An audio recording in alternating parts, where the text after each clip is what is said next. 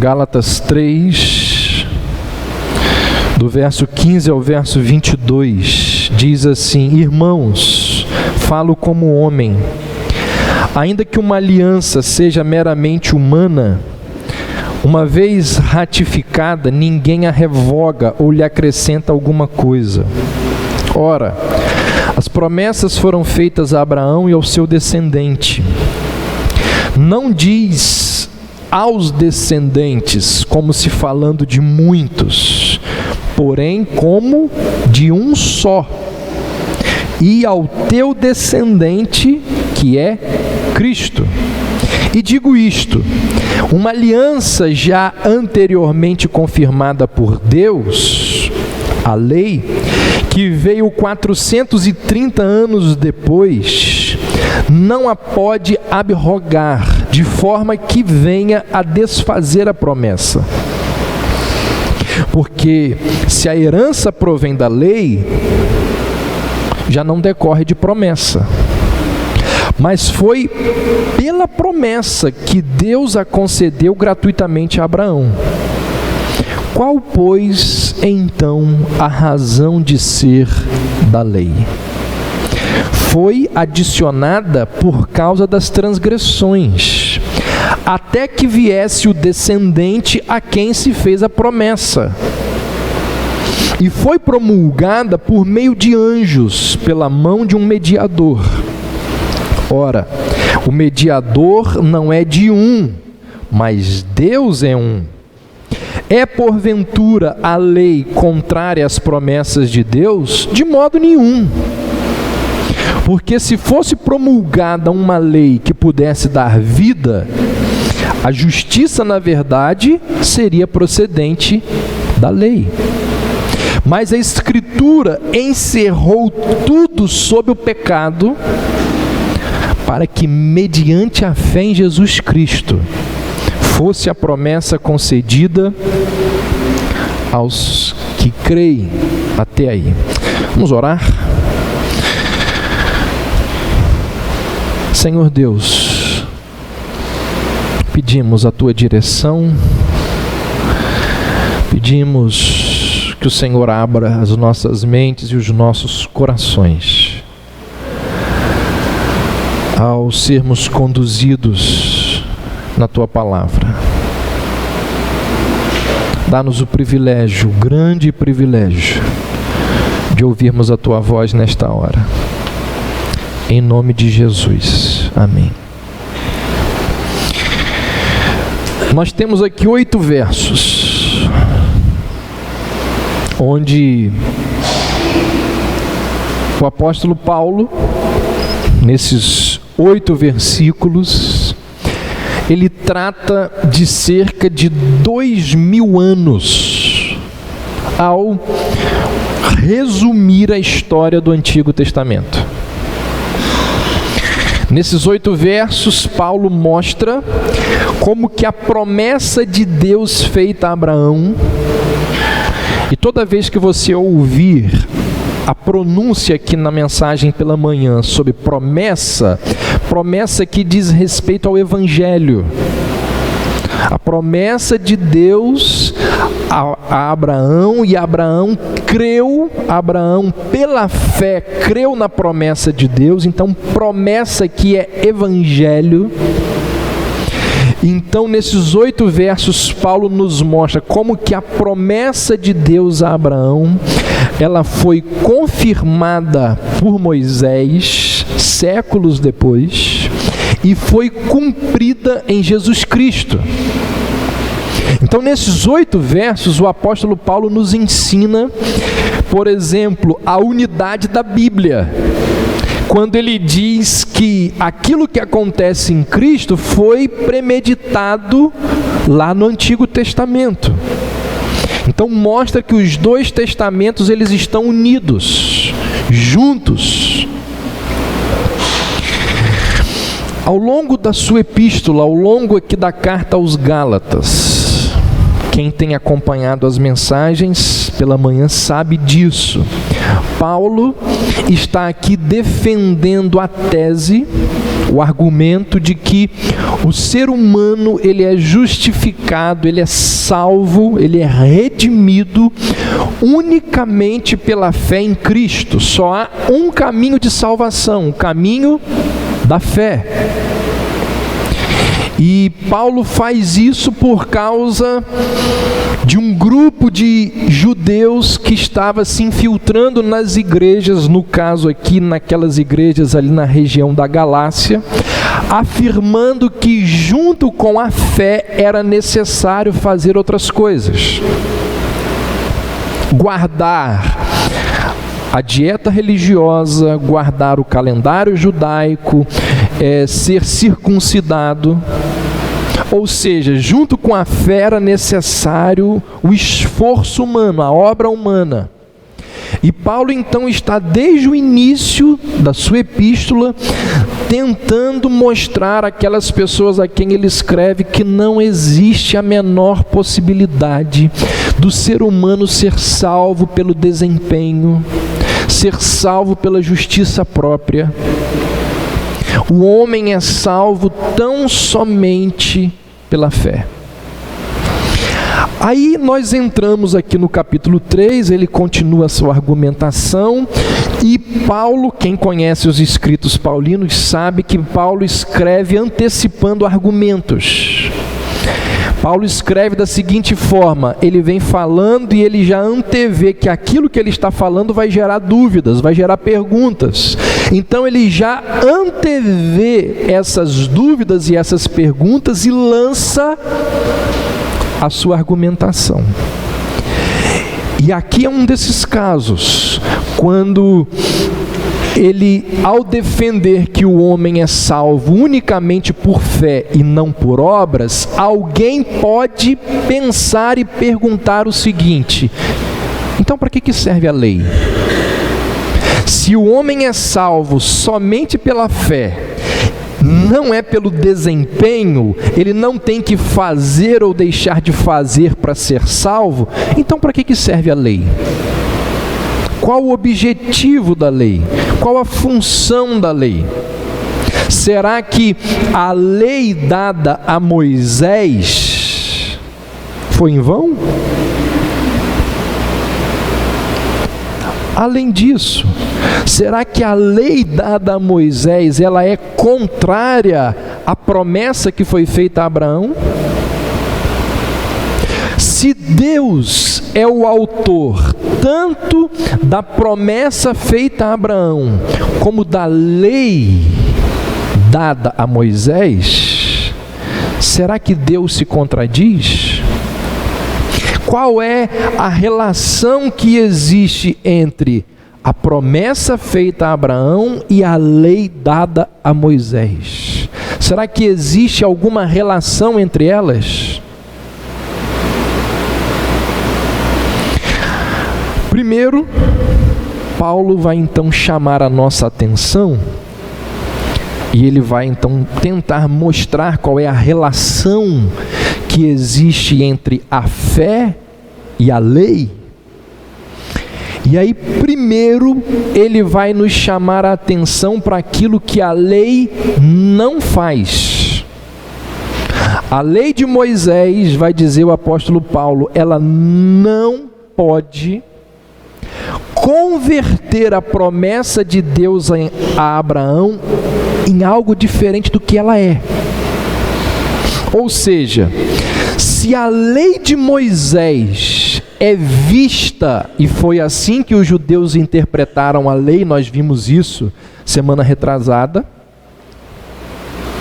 se a lei de Moisés é um caminho ou é uma forma de salvação, ou seja, para a pessoa ser salva, ela tem que cumprir todos aqueles requisitos, ela tem que andar de forma perfeita. Se a lei de Moisés é ou veio como uma forma de salvação, então Deus mudou de ideia. Então Deus decidiu que a partir ali do Sinai, a partir daquele momento, o homem seria abençoado através do seu desempenho. Logo, tudo que Deus disse a Abraão 4 séculos antes cai por terra.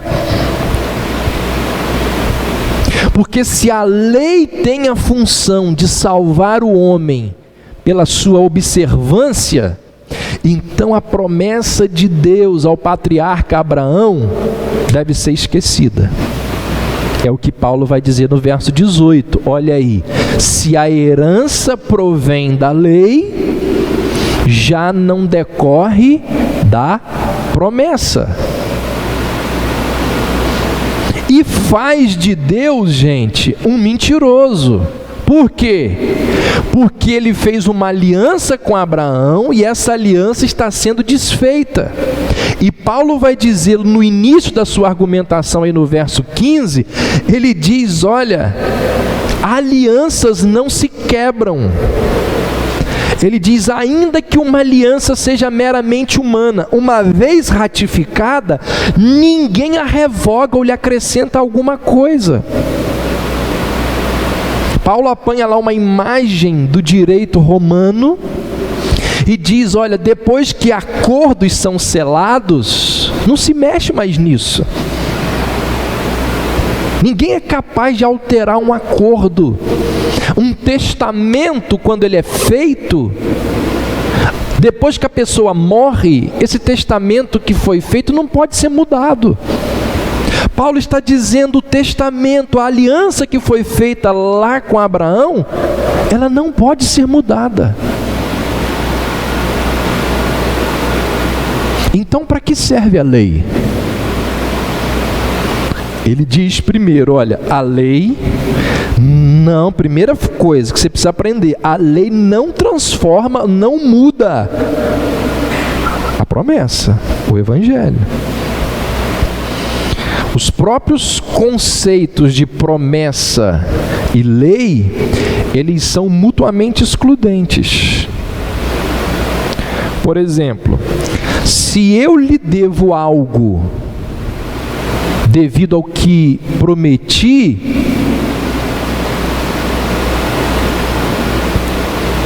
se eu te devo algo devido àquilo que eu te prometi, não é em razão do seu desempenho.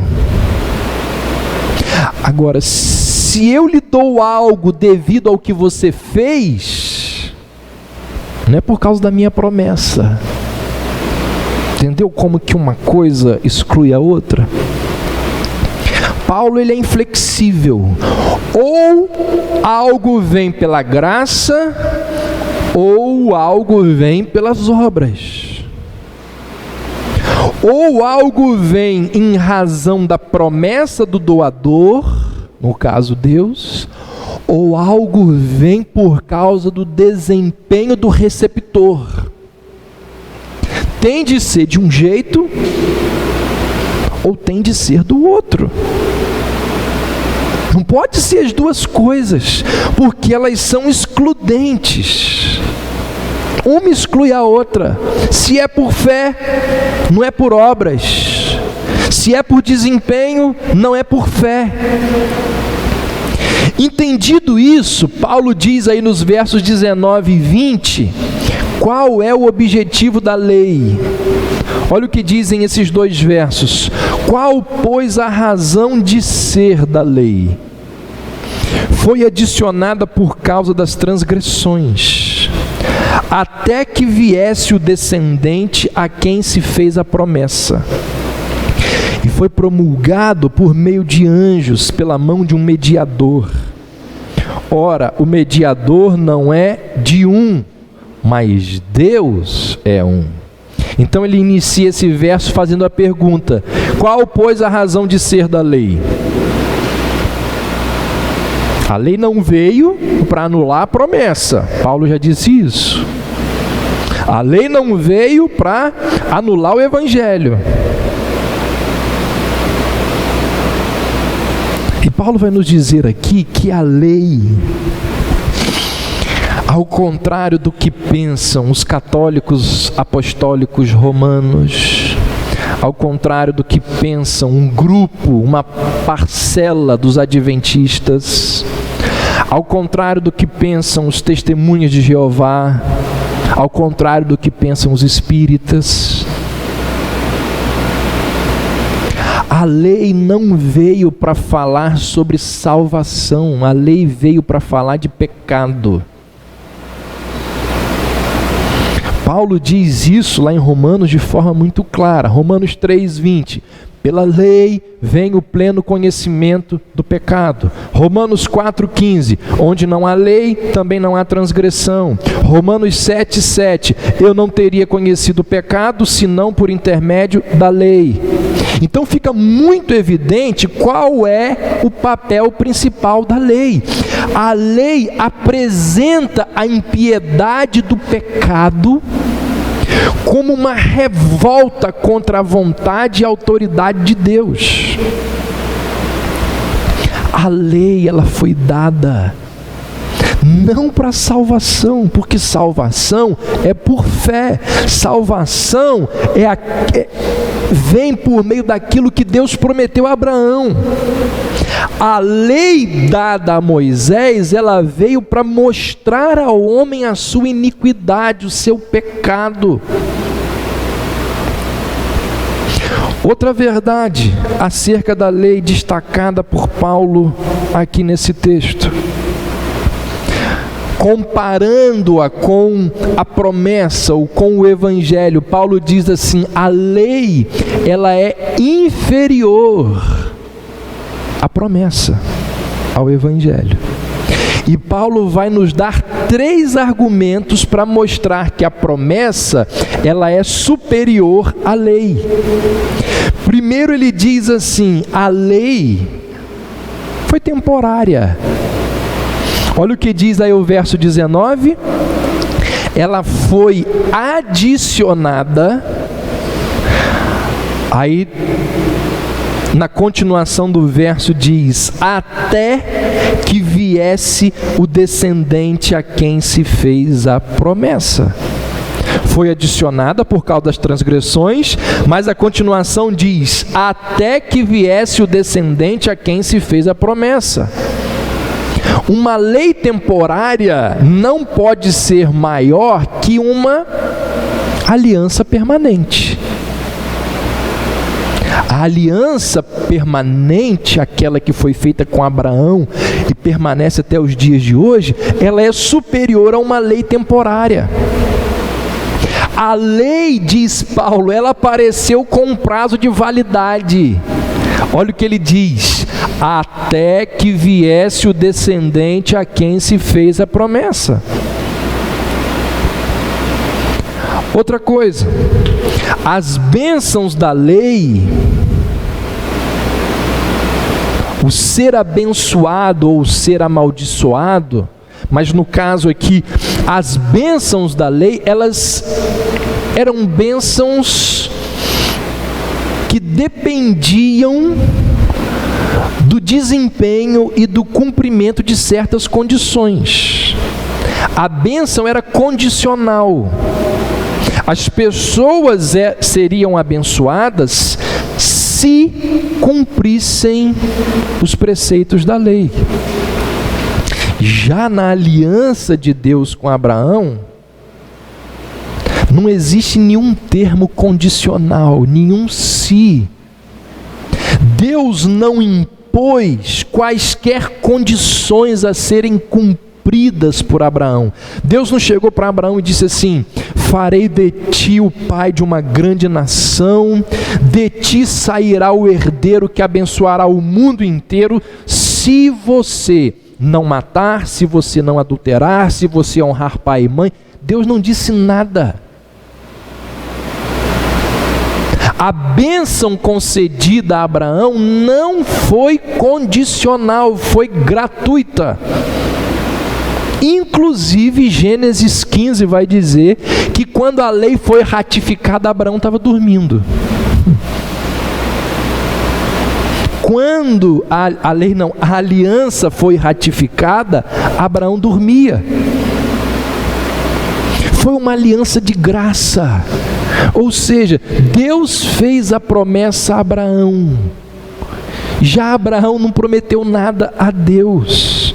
Então Paulo diz, olha, a lei ela é inferior à promessa, primeiro porque ela é temporária. Segundo, porque ela sobrevive mediante condições. E condições estas que o homem é incapaz de cumprir. Outra maneira de vermos a inferioridade da lei em relação à promessa, Paulo diz, é por causa da mediação. Olha o que ele diz aí no verso 19. Ele diz que a lei ela foi promulgada por meio de anjos, pela mão de um mediador. Esse mediador aqui quem é? Moisés. Foi entregue a Moisés, para Moisés entregar para o povo. Então Deus, ao conferir a lei, Ele falou por intermédio de anjos e por intermédio de Moisés. Houve dois intermediários, uma dupla interposição, uma dupla mediação entre o doador, Deus, e o recipiente, o ser humano. Houve dois intermediários. Agora, quando Deus anunciou o Evangelho a Abraão, não houve intermediários. Deus falou face a face. Deus falou diretamente com Abraão. Há um pregador chamado Stephen New que ele diz assim: a promessa veio em primeira mão de Deus para Abraão. A lei veio ao povo em terceira mão.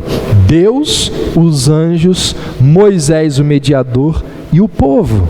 Então, Paulo está dizendo, a promessa é superior à lei. Porque ela não é passageira, porque ela não tem condições, e porque ela foi dada sem mediadores. Isso mostra como que ela é superior. A outra maneira da gente ver a inferioridade da lei em relação ao Evangelho é através do fato de que a lei ela é incapaz de nos tornar justos. Verso 19: foi adicionada por causa das transgressões. A lei tem o poder de nos mostrar que não somos justos, mas apenas isto. A lei não nos torna pecadores, ela nos revela que já somos pecadores. Olha o que diz esse pregador escocês. Vemos aqui a força e a debilidade da lei. Sua força está em que ela define o pecado. Sua debilidade em que ela nada pode fazer para remediá-lo. A lei só mostra que nós somos pecadores, mas ela não faz nada além disso. Em outras palavras, alguém disse o seguinte: a lei, ela é como um espelho, mostra a sujeira do nosso rosto, mas o espelho remove a sujeira do rosto. A lei é como um prumo que mostra a sinuosidade da vida, mas não endireita essa sinuosidade. A lei é como uma luz que mostra o obstáculo no caminho. A luz mostra a pedra, mas não remove a pedra. A lei é como uma tomografia computadorizada que mostra os tumores escondidos em nossas entranhas, mas não é o bisturi que remove aqueles tumores. Ou seja, a lei torna o homem consciente do pecado e da condenação, mas apenas isso. Ela não pode fazer nada além disso. Logo, a função não é conceder salvação. A função da lei é convencer o homem da necessidade de salvação. E aí acaba se tornando até uma questão lógica. Porque se fosse possível obter vida eterna, se fosse possível obter a justiça pelo cumprimento da lei, para que Jesus morreu? Qual foi o objetivo de Cristo ter morrido na cruz?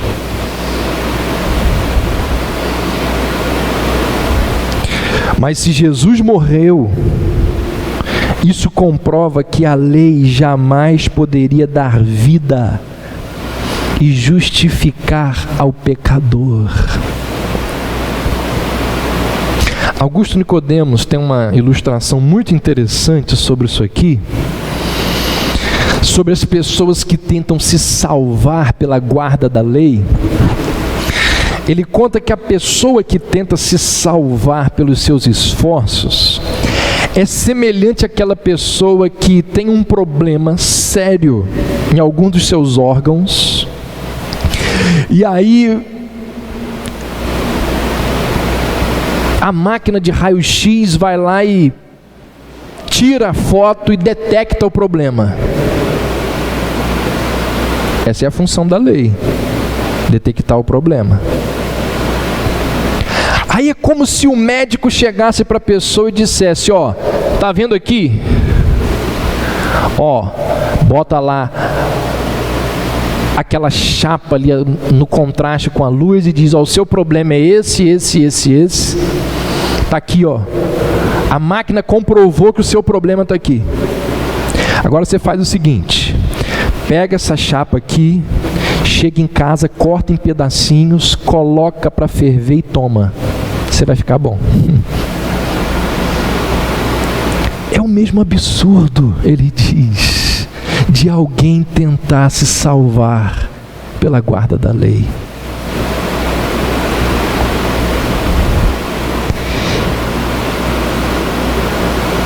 Então, todos aqueles que tentam viver ou se salvar pela guarda da lei, essas pessoas estão anulando a obra de Cristo na cruz.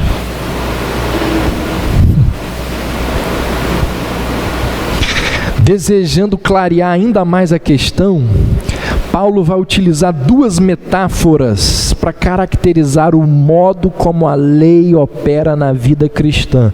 Olha aí, verso 23 e 24. Mas antes que viesse a fé, estávamos sob a tutela da lei e nela encerrados, para essa fé que de futuro haveria de revelar-se, de maneira que a lei nos serviu de aio para nos conduzir a Cristo, a fim de que fôssemos justificados por fé. A primeira figura utilizada por Paulo para caracterizar a lei é a de um guarda. As palavras gregas que Paulo utiliza aqui para a expressão estávamos sob tutela e encerrados, essas palavras significam ser protegidos por uma guarda militar.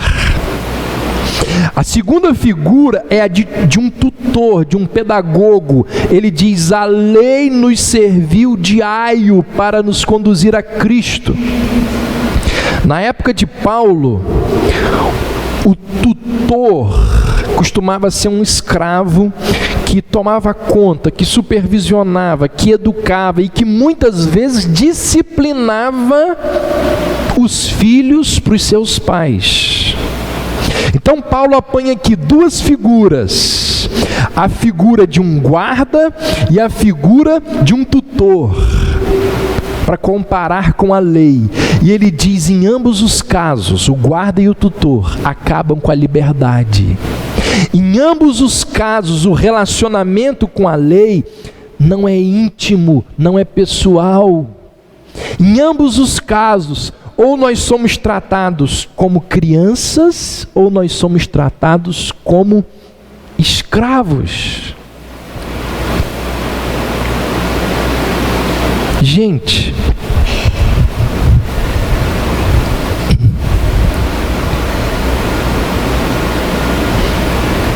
é assim que acontece com todas as religiões, ou com todas as pessoas que baseiam o seu relacionamento com Deus na base da lei.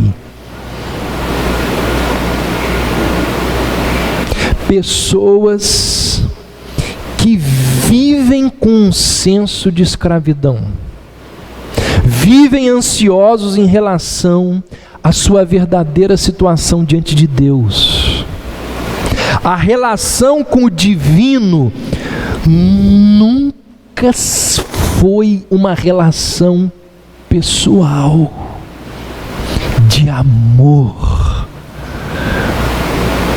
de intimidade, mas foi aquela relação motivada pela recompensa ou pelo medo do castigo.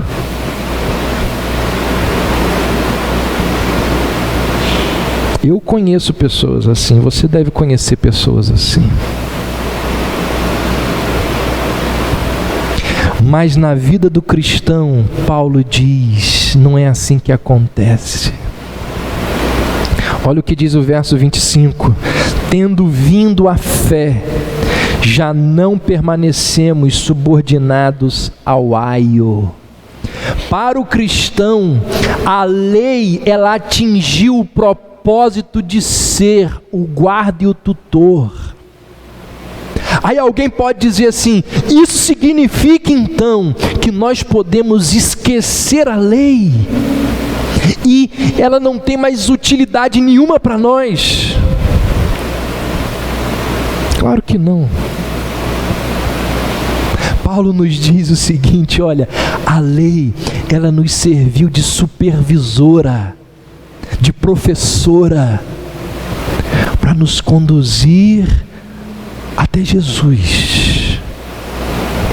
E aí, quando a gente aprofunda um pouco mais a analogia feita por Paulo, a gente pode pensar o seguinte: a criação de uma criança tem como propósito fazer com que ela, ao chegar à maturidade, ela se desfaça de todos os valores que os seus pais e os seus tutores lhe ensinaram? Óbvio que não. Quando eu educo meu filho, eu espero que quando ele tiver 15, 20, 25 anos, ele preserve os valores que eu passei para ele. Como os meus pais esperam que eu mantenha os valores que eles passaram para mim. É claro que a criação de uma criança tem o objetivo de que quando ela chegue à maturidade, ela continue fazendo aquilo que ela sempre aprendeu. Ou seja, se tudo correr bem, a criança, agora adulta, ela não mais será constrangida a obedecer como antes. Como que ela obedecia como antes? Debaixo de ameaça.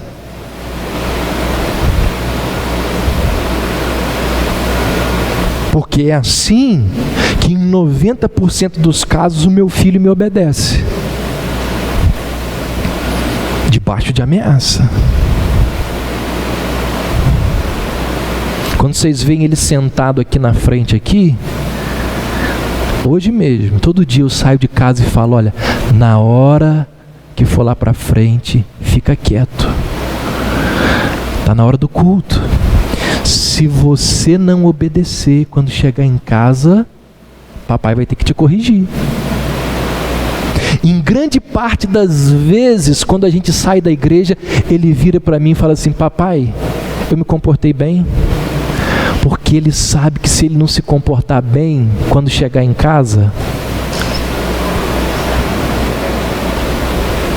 Agora, quando ele tiver com 15, 16 anos, com 9, 10 anos, eu preciso virar para ele e dizer assim: se comporte bem na igreja.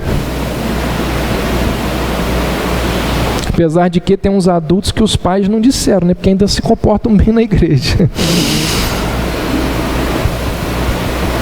Se tudo correr bem, a criança, quando ela se torna adulta, ela vai obedecer não mais pelos motivos que ela obedecia quando era criança. Ela não será constrangida a obedecer como antes. Ela vai seguir os princípios. Ela vai seguir os valores aprendidos por obrigação, por prazer. Deixa eu confessar uma coisa aqui para vocês. Quando eu era criança, meu pai me obrigava a ler 4 capítulos da Bíblia por dia. 4 durante segunda, terça, quarta, quinta e sexta, e 3 capítulos sábado e domingo. Tinha lá aquele marcador de leitura da Bíblia que a Juerp produzia. Eu odiava aquilo, porque tinha que ir marcando os capítulos que você lia, e quando eu marcava um capítulo que eu não lia, me via um peso de que Deus ia me castigar.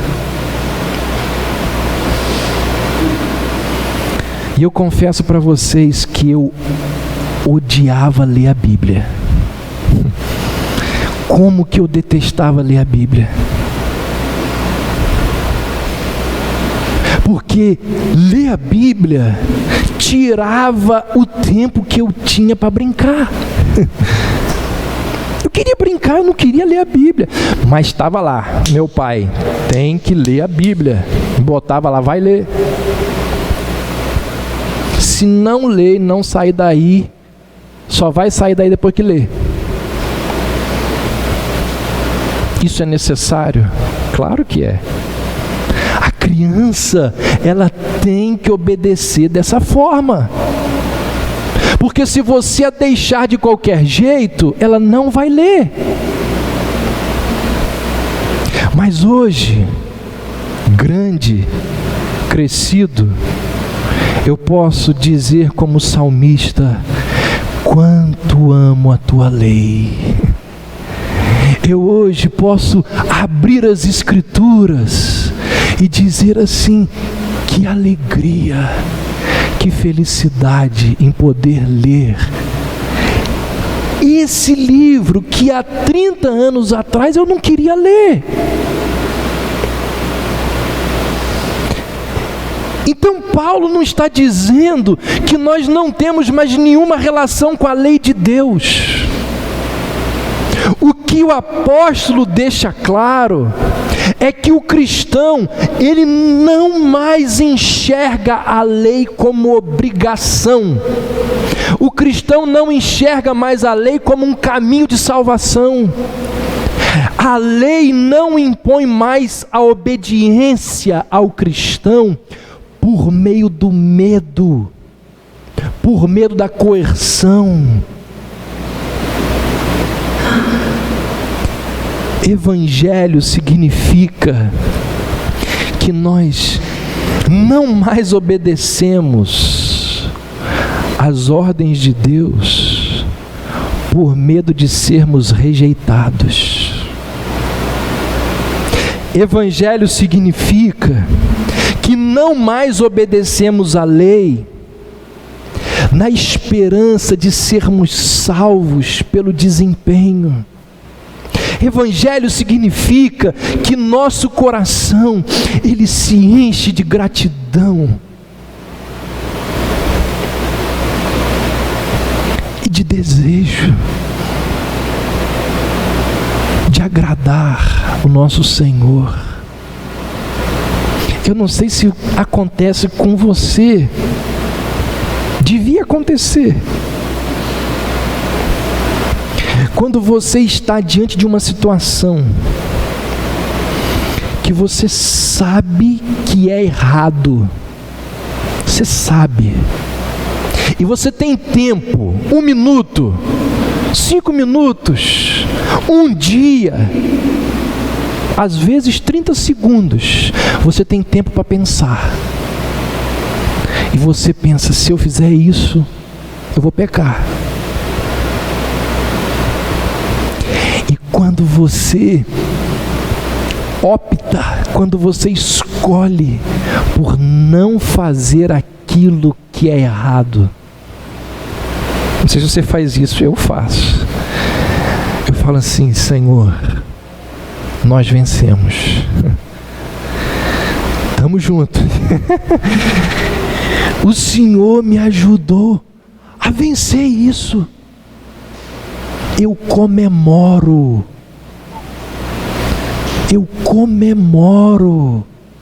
E digo, eu venci junto com o Senhor.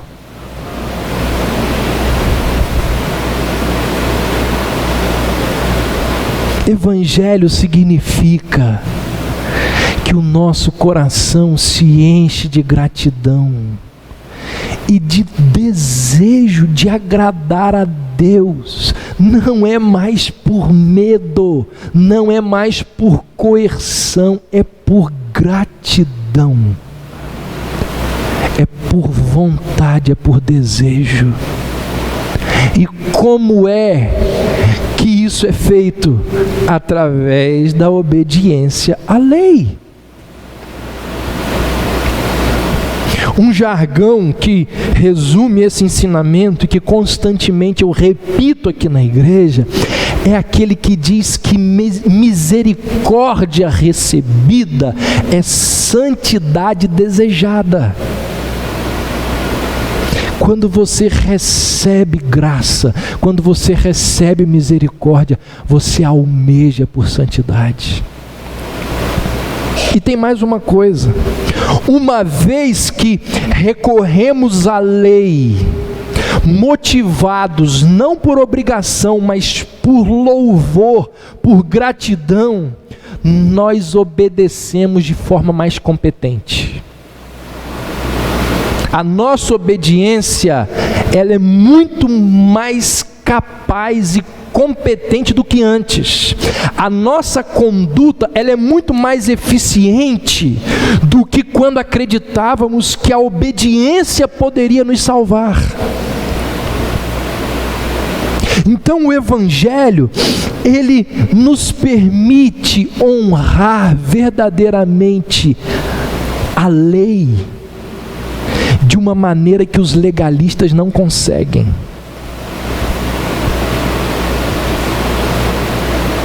Sem o Evangelho, nós podemos obedecer à lei,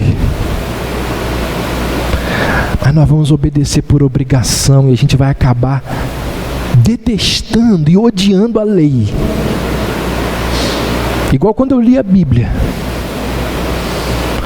na infância, faremos uso da lei, mas não amaremos a lei de verdade.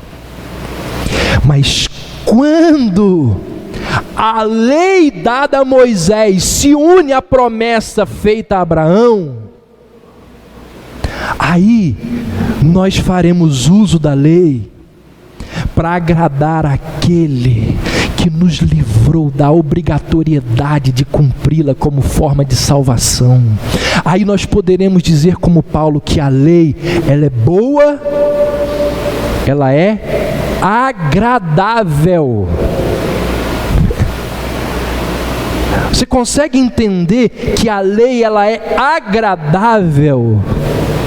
Ela é agradável apenas para aqueles que entenderam que não é meio de salvação, ela é resultado de termos sido salvos e com o coração grato ao Senhor.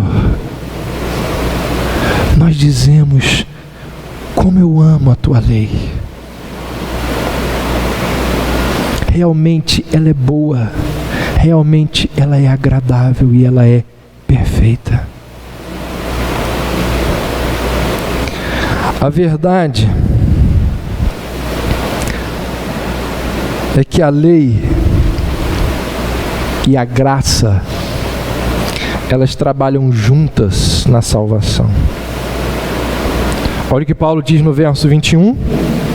É porventura a lei contrária às promessas de Deus?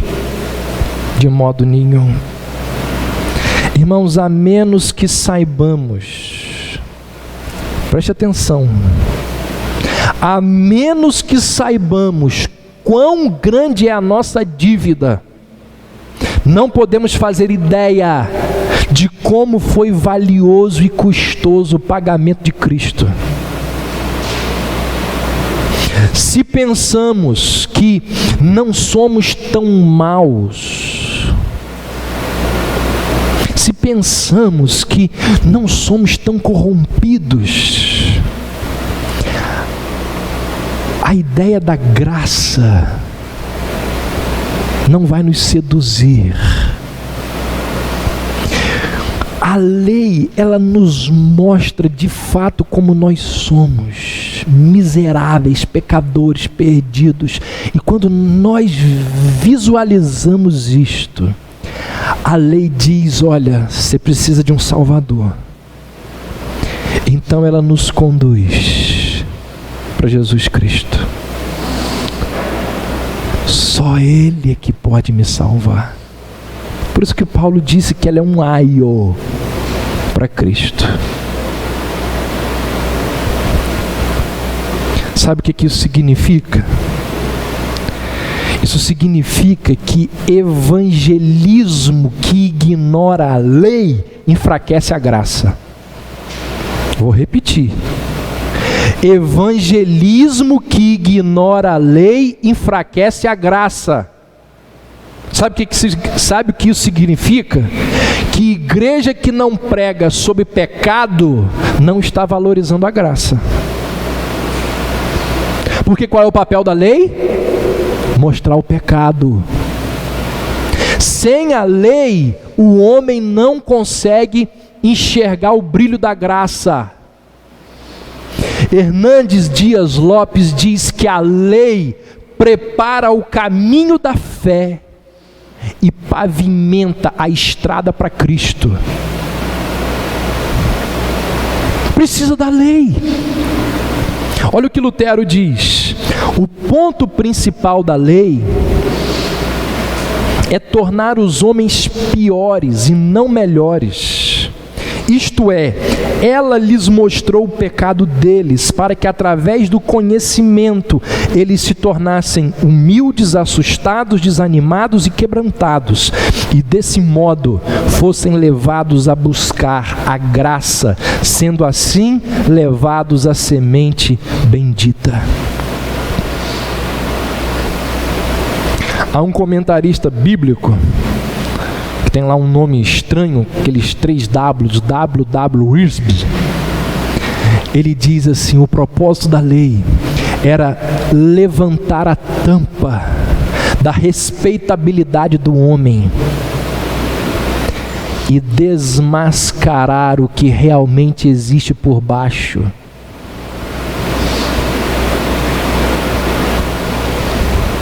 Pecado, rebeldia, culpa sob o juízo de Deus, incapacidade de salvar a si mesmo.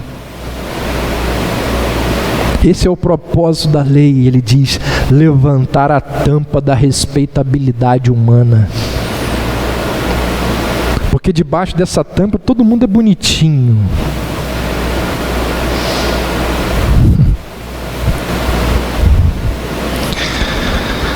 O que o Evangelho dos Gálatas nos ensina é que a lei, ela precisa continuar cumprindo o seu propósito nos dias de hoje.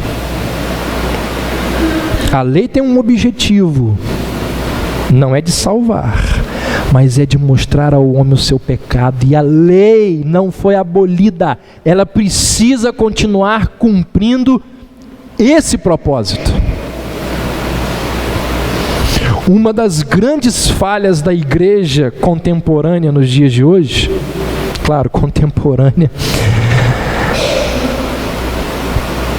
Uma das grandes falhas da igreja contemporânea é essa tendência de abafar o pecado e abafar o juízo de Deus. Lá no canal da igreja, no YouTube, tem mais de um mês, acho que tem uns 2 meses. Teve uma pessoa de São Paulo que escreveu um texto acabando com a minha pessoa naquela mensagem que eu preguei sobre a eternidade do inferno. Disse que eu sou uma pessoa sem amor, que eu sou uma pessoa medieval e uma opção de coisa. Por causa do ensinamento bíblico da eternidade do inferno. Irmãos, nos dias de hoje, as igrejas não pregam mais sobre o juízo de Deus, sobre o pecado, Deus vindo julgar o pecado. Nos dias de hoje existe um ar de tolerância dentro das igrejas, é enorme para com o pecado.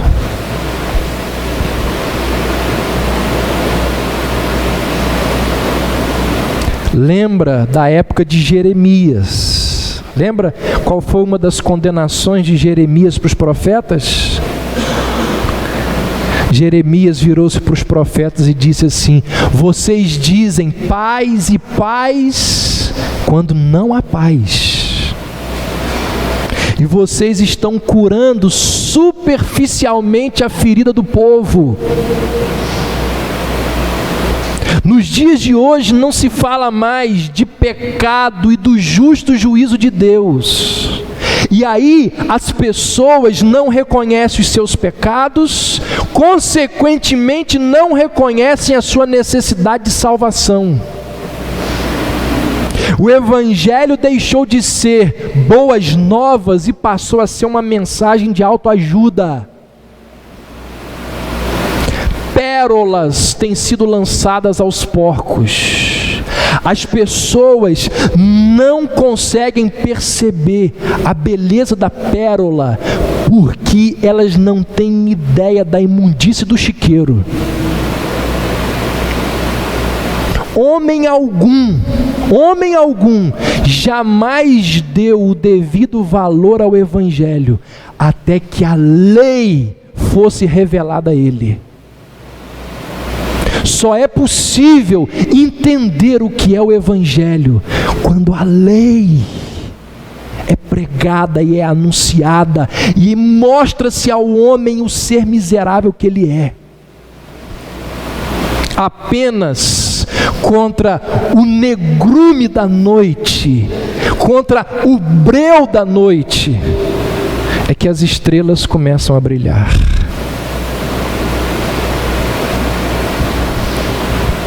Somente com o fundo negro do pecado é que o juízo divino, somente contra o fundo negro do juízo divino em cima do pecado, é que o Evangelho começa a brilhar. Só depois que a lei nos fere, é que nós admitimos a necessidade do Evangelho para curar as nossas feridas. Só depois que a lei nos aprisiona, é que a gente entende a necessidade de que Cristo nos liberte. Só depois que a lei tiver nos condenado e matado, é que nós vamos a Cristo clamando por justificação, por vida. Não tenha dúvidas quanto a essa questão. Expor as iniquidades dos homens, sabe o que é isso? Graça. Expor os pecados dos homens é graça, porque a lei aponta para Cristo, para a graça. Quando você vira e diz para um homem assim: dê uma chance a Jesus, você não está pregando o evangelho. Mas quando você vira para o homem e diz assim: você é um pecador miserável e está debaixo do juízo de Deus, e se morrer nessa condição, você vai para o inferno.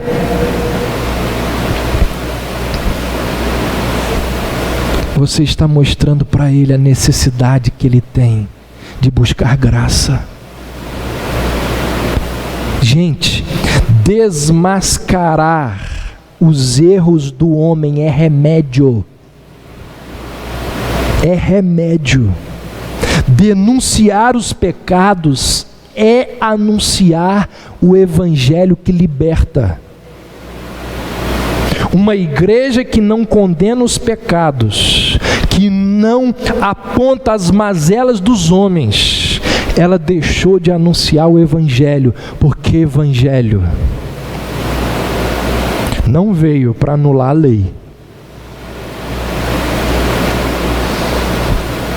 O evangelho existe porque a lei mostrou ao homem que só existe uma forma dele se salvar.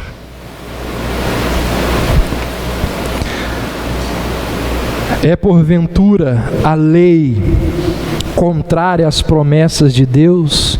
Paulo diz: de modo nenhum. Caminham juntas.